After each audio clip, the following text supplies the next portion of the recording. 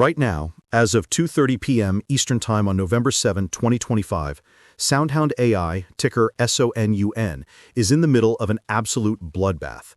The stock is trading at $15, down a staggering $1.45, or 9.22% for the day. This is a stock that is in freefall on massive volume of over 44 million shares, already well above its daily average. We have seen an intraday range that tells the entire story of this conflict.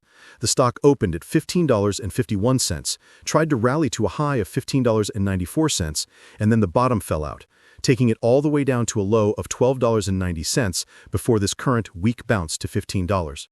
This is precisely the kind of price action that traps both bulls and bears. The central tension here, the expectation versus the reality, is one of the starkest we have seen all earnings season.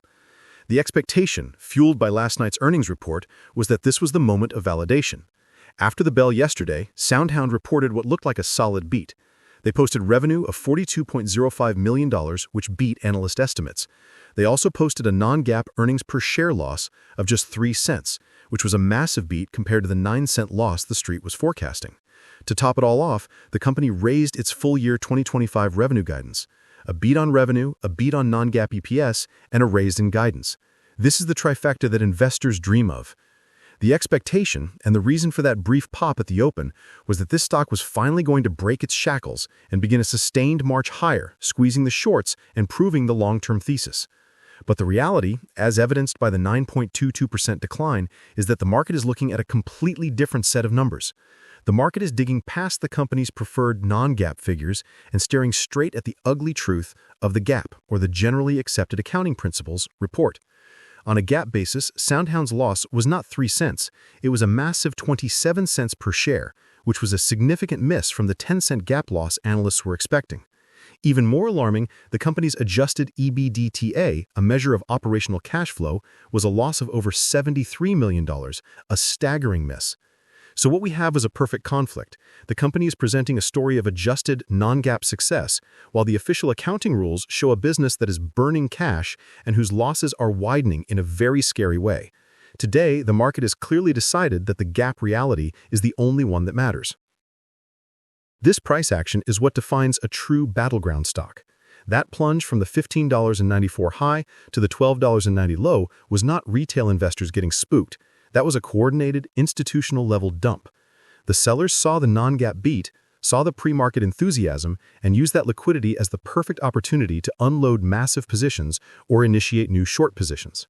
They sold into the strength, and once the buyers were exhausted, the air pocket opened up and the stock collapsed. The volume we are seeing confirms this. This is not a quiet drift lower, this is a war. The market is aggressively rejecting the company's growth narrative and is laser-focused on the cash burn and the path to actual, real profitability, which, based on these numbers, looks further away than ever.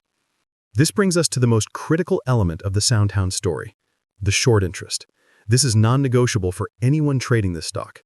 The expectation and the narrative you will see pushed heavily on platforms like Reddit and X is that SoundHound is the next great short squeeze. As of the most recent data, a massive 102.8 million shares are held short, which accounts for over 28% of the entire free float. This is an astronomically high number. This is the fuel. A 28% short float means the stock is a coiled spring, and any sustained good news could, in theory, trigger a cascading wave of buying as shorts are forced to cover their positions. This is what the bulls are banking on. They see the high short interest, they see the revenue growth, and they believe it's only a matter of time. But again, the reality is far more complex, and for the bulls, far more dangerous. Here is the actionable insight you must pay attention to. The key to a short squeeze is not just high short interest, it's a high cost to short. A squeeze only happens when shorts get trapped and it becomes too expensive or impossible to borrow more shares to maintain their position. We can check this by looking at the short borrow fee rate. For SoundHound, that rate is currently around 0.55%. That is not a typo, it is less than 1%. This is dirt cheap. This tells us a critical secret. Despite 28% of the float being short, shares are abundant and incredibly easy to borrow. This means large, long-term institutional holders are more than happy to lend their shares to short sellers to collect that small fee because they either believe the shorts are right or they are using it as a hedge. A true squeeze, the kind that sends a stock up 500%, is almost impossible when the borrow fee is this low. It shows there is no supply crunch, and the shorts are not in any immediate danger of being forced to cover. So what's the short thesis? It's simple. It's not that the technology is bad, it's that the business model is broken. The shorts are betting that SoundHound cannot survive the compete with free problem. They provide voice AI, but they compete directly with Google, Amazon, and Apple, who all give away superior or good enough voice assistants for free as part of their ecosystems. The short sellers are looking at that $73 million adjusted EBITDA loss and the 0.27 gap loss and are concluding that the company is spending itself into oblivion to acquire revenue and that the economics will never work. They believe the company will be forced to dilute shareholders by selling more stock at lower prices just to keep the lights on.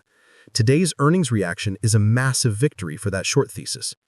What's your take on this earnings reaction? Is the market right to dump it on the gap loss, or is the non-gap beat the real story? Let me know in the comments. So what does this company actually do that has everyone so divided? SoundHound provides independent conversational voice artificial intelligence. Their main focus is on two markets, automotive and restaurants. In automotive, they provide a white label solution, meaning car companies like Mercedes-Benz, Kia, or Hyundai can have their own branded voice assistant, Hey Mercedes, that controls the car's functions, all without ceding that valuable customer data to Google or Apple. In the restaurant space, they're powering voice AI for drive-thrus and phone ordering, allowing for faster, more accurate service. On paper, this is a fantastic high-growth business. The company recently acquired Interactions to bolster its customer service offerings and just announced a new partnership with Telarus to expand its enterprise reach. The bulls point to this and to the backing of NVIDIA as proof of technological validation. But the market today is screaming that these partnerships and validation points are just story. The market is saying, we don't care about your story, we care about your balance sheet. The reality is that this is an incredibly difficult business. The sales cycles in automotive are years long, and the competition is, quite literally, the richest companies in human history. The company is trying to sell a product that its main competitors use as a loss leader to acquire data. That is a brutal position to be in, and it explains the horrific cash burn. Looking forward, the picture is incredibly murky. This sell the news reaction is a major blow to investor confidence. The stock has now given back a huge portion of its recent run-up.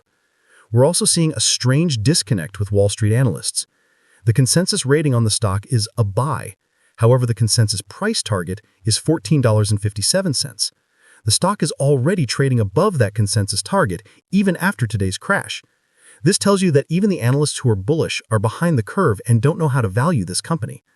Wedbush, one of the more vocal bulls, has an $18 price target, but even that implies limited upside from yesterday's close. The bullish scenario from here is that this is a massive overreaction. The bulls will argue that the gap loss is all non-cash stock-based compensation and that the non-gap beat and revenue raise are the only things that matter. They will try to regroup, find a bottom, perhaps at that $12.90 low, and argue that the short squeeze thesis is still intact. The bear scenario is that this was the last gasp. The market gave the company a chance to prove its path to profitability, and the company failed, hiding its losses behind non-GAAP metrics. The bears will likely press their bets here, looking to break the stock below $13 and trigger a new wave of stop losses. For anyone involved, the only things to watch are the technical levels and the cash flow. That intraday low of $12.90 is now the most important line in the sand. If it breaks, look out below. And on a fundamental level, forget the revenue guidance. The only number that matters in 2026 is the cash burn. If they can't get that under control, it won't matter how many cars their tech is in. This is a high-stakes, high-risk game.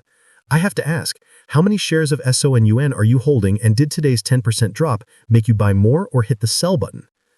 To summarize, SoundHound is the perfect example of a market that has lost all patience for story stocks. The expectation was that a beat and raise earnings report would validate the AI growth narrative and ignite a short squeeze. The reality is that the market looked straight past the curated non-GAAP numbers and was horrified by the massive underlying GAAP losses and cash burn. The stock's 9% plunge today is the market's verdict. The story is no longer enough. The easy-to-borrow shares, despite the high short interest, prove that institutions are aligned against the stock.